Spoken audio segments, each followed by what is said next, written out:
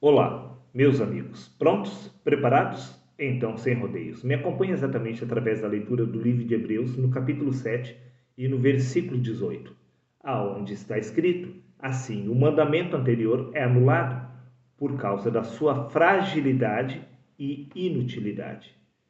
Como assim? A lei, o mandamento foi anulado no passado? A resposta é sim. Mas por quê? Uma vez que no livro de Romanos, no capítulo 7, no versículo 12, diz: de maneira que a lei é santa e o mandamento santo e justo e bom. Se a lei é santa, o mandamento santo, justo e bom, por que exatamente esta lei foi anulada? Você sabe a resposta? Não? Bom, então me acompanhe através da leitura do livro de Romanos, no capítulo 8, no versículo 3, aonde disse o apóstolo Paulo: porquanto aquilo que a lei fora incapaz de realizar, por estar enferma pela natureza pecaminosa da carne. Por causa exatamente da natureza humana é que a lei foi removida no passado. Como assim? Cristo removeu a lei? Não, meu amigo. Você compreendeu mal os fatos. Quem aboliu a lei, que é santa, e o mandamento justo e bom, foi exatamente a carne, não Cristo. Quer que eu prove? Sim, é claro que eu vou provar. Veja o que consta exatamente no livro de Gálatas, no capítulo 5 e no versículo 17, aonde disse Paulo: porque a carne milita contra o espírito, e o espírito contra a carne, porque ambos são opostos entre si. A carne é que removeu a lei espiritual, que é santa, e o mandamento que é justo e bom. Simplesmente porque a lei de mandamento espiritual estava enferma, porque a carne distorceu a realidade espiritual. Prova disso é que no livro de 1 Coríntios, capítulo 2, versículo 14, disse Paulo: ora, o homem natural não compreende as coisas do Espírito de Deus, simplesmente porque para ele lhe parece loucura e não pode entendê-las, porque elas se discernem espiritualmente. Foram seres humanos que deturparam o mandamento que é santo, justo e bom. E neste caso, a própria carne estabeleceu a sua própria justiça, no lugar da justiça do Criador. Pois, aos olhos dos seres humanos, é justo matar os maus. Sim, os seres humanos acham justo matar os pecadores. Os seres humanos acham justo fazer o bem a quem lhes faz o bem. Porém, a quem lhe faz o mal, os seres humanos acham justo pagar com a morte. Porém, Cristo afirmou: se vocês fizerem somente o bem àqueles que vos fazem bem, desta forma vocês estarão agindo como os maus. Mas Deus não faz o bem somente aos bons, pois Deus ele faz cair a chuva sobre os bons e sobre os maus. Pois Deus prova o seu amor para conosco, pois ele enviou o seu Filho para morrer pelos bons e pelos maus. Agora, a justiça da carne não age desta maneira. A justiça da carne atribuiu os assassinatos à pessoa de Deus. Assim como a Igreja Católica, através da Inquisição, também passou a matar em nome do Criador. Veja por você mesmo. O que consta no livro de 2 Coríntios, no capítulo 3 e no versículo 7. Com letras sobre pedras foi gravado o ministério que trouxe a morte. O ministério que trouxe a morte foi gravado exatamente pela carne, porque é a carne que milita contra o espírito. A lei que é santa e o mandamento que é justo e bom foi removido pela carne e foi estabelecida a sua própria justiça no lugar da graça do Criador. Por isso, o ministério que trouxe a morte foi gravado sobre pedras, símbolo do coração do homem que é duro. O homem estabeleceu a sua própria justiça e atribuiu todo tipo de assassinato ao Criador. Por isso, no livro de Isaías, capítulo 45, versículo 7, vemos: eu formo a luz e crio as trevas, disse o Senhor Deus. Eu faço a paz e crio o mal. Eu, o Senhor, faço todas essas coisas. Esta é a descrição do que o ser humano atribuiu a Deus. Como o ser humano acha justo matar, logo foi atribuído esta condição ao Criador. Como o ser humano é uma casa dividida entre o bem e o mal, logo foi atribuída essa justiça da carne ao Criador. Por isso vemos nas Escrituras Deus fazendo o bem ao mesmo tempo que o mal. Você não ficou convencido? Veja por você mesmo. O que consta no Evangelho de Lucas, capítulo 13, versículo 34, aonde disse Cristo: Jerusalém, Jerusalém, que mata os profetas e apedreja os que te são enviados. O próprio povo de Deus estava matando os profetas. Através do quê? Da própria lei que o próprio povo estabeleceu no lugar da justiça do Criador. Pois a lei de Deus é a graça de Cristo, que é perfeita. A graça não condena absolutamente ninguém. Mas a lei de mandamento carnal, estabelecida pelo próprio ser humano, passou a condenar todos os filhos de Deus à morte.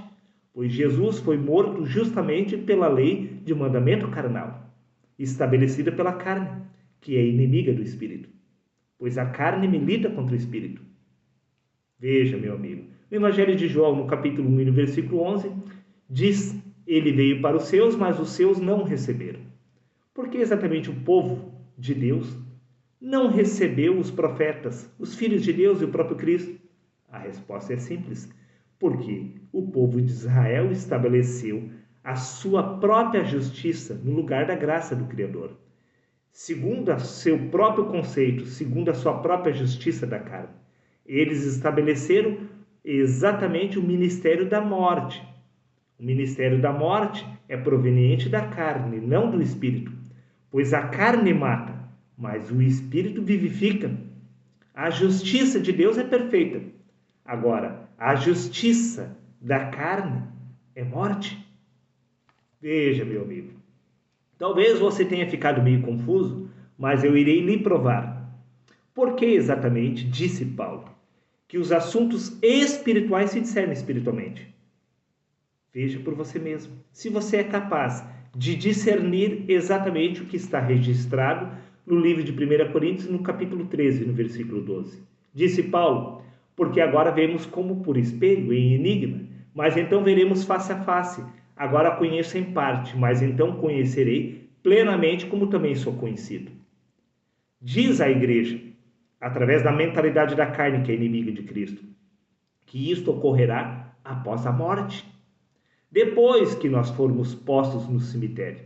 Então, após a ressurreição da carne, nós iremos conhecer face a face a Cristo. Mas isso não é verdade. O apóstolo Paulo conheceu Cristo em vida, pois no livro de 1 João, no capítulo 3 e no versículo 2, o mesmo apóstolo João repete afirmando: Amados, agora somos filhos de Deus e ainda não se manifestou o que haveremos de ser. Todavia sabemos que quando ele se manifestar, seremos semelhantes a ele, pois o veremos como ele é. Quando? Após a morte? Não, meu amigo. Isto tudo aconteceu em vida. Prova disto é que no livro de 2 Coríntios, capítulo 5, versículo 16, disse Paulo: Por isto, daqui por diante a ninguém conhecemos mais segundo a carne, e ainda que também tenhamos conhecido Cristo segundo a carne, contudo agora já não o conhecemos deste modo. Sim, Paulo conheceu a Cristo, todos os apóstolos viram Cristo face a face.